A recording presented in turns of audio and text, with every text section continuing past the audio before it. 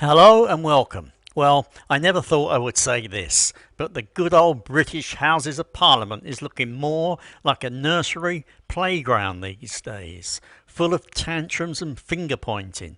You know, back in my day, politicians acted like grown-ups, no shouting, no name-calling, just stiff upper lips and good manners. But now, forget it. Imagine Mrs. Thatcher, the Iron Lady, debating today's bunch. They would not last an hour trying to keep order without whining like spoilt brats. Now, if politics were a pub, the brawl has already started, throwing the word racist around like pint glasses in a Friday night scuffle. Nevertheless, from my quiet spot in Thailand, watching UK politics is like tuning in to a TV show where the main characters never grow up, only the script keeps getting worse.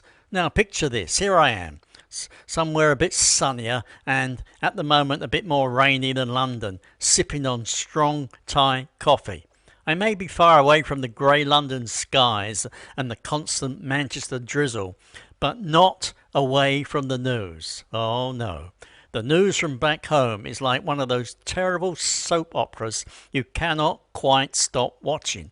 Only this one is not scripted very well, and the actors seem to lose their lines every 5 minutes. Do any of you remember when British politicians used to carry themselves with a certain dignity?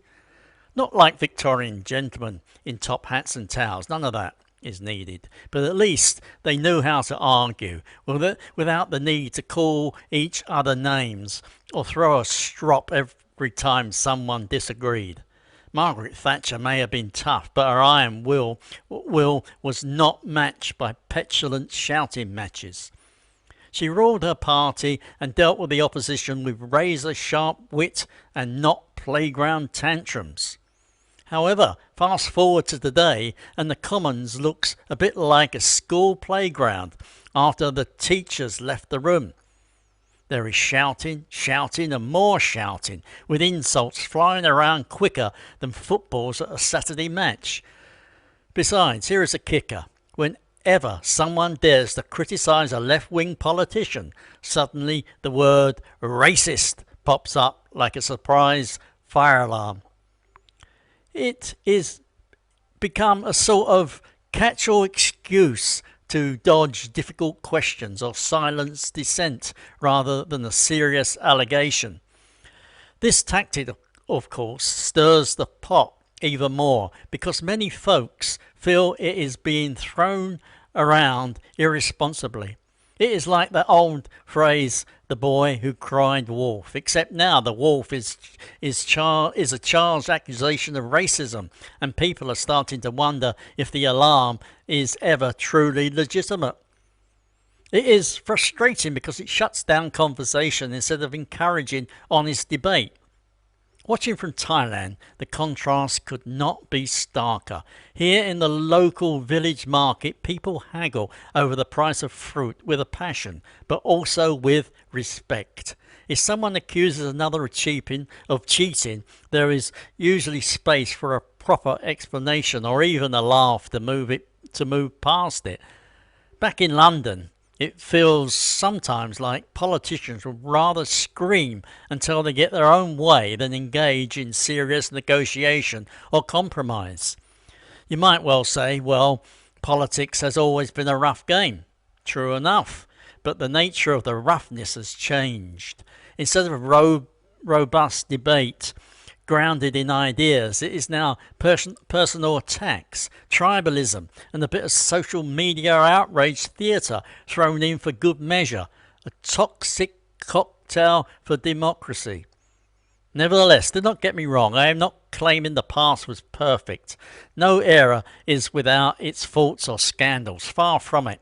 Mrs. Thatcher's time was harsh for many, and old political battles were fierce and often brutal in their aftermath. Yet, during those fights, at least everyone knew the game's rules. Today, it sometimes feels like the rule book has been tossed out the window, replaced with whatever tweet gets the most likes or the loudest applause. Here is a little twist for you. Imagine if British politics was a football team.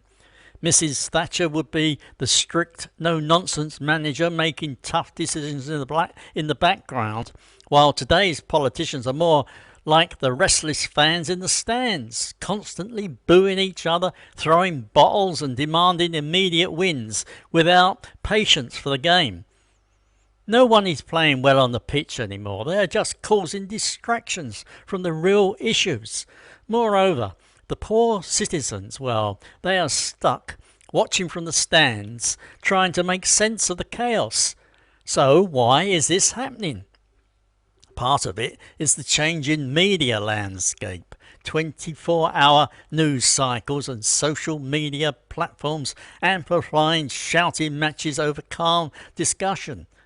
Another part is a genuine cultural shift. A society growing deeply divided by social, economic and cultural differences, making common ground even harder to find.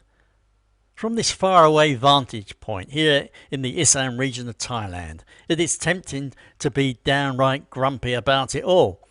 The politics of my younger days felt like a serious affair, meant to serve the people and the nation. Now it often looks like a never-ending episode of childish spats and sound bites. Furthermore, I wonder, are we stuck in this cycle, or can grown-up politics make a comeback? Well, I would like to think so, because despite it all, Britain still has the wit, the tradition and the resilience to pull itself together. If only the players could remember that sometimes the best way to win a battle is to stop fighting and start talking. To wrap this up, from my old Englishman's view, watching UK politics today is a bit like watching toddlers fight over the last biscuit in the jar. Hilarious, frustrating and a little bit sad.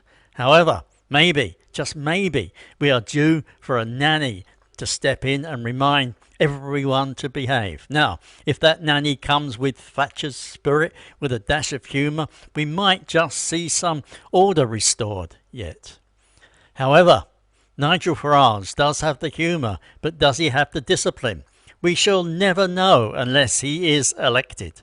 So viewers, when the next political tantrum erupts in Westminster and the word racist gets thrown around like confetti at a party nobody really wanted to attend, just remember, this grumpy old Englishman across the other side of the world is watching, shaking his head and wondering when the grown-ups will finally take back the controls.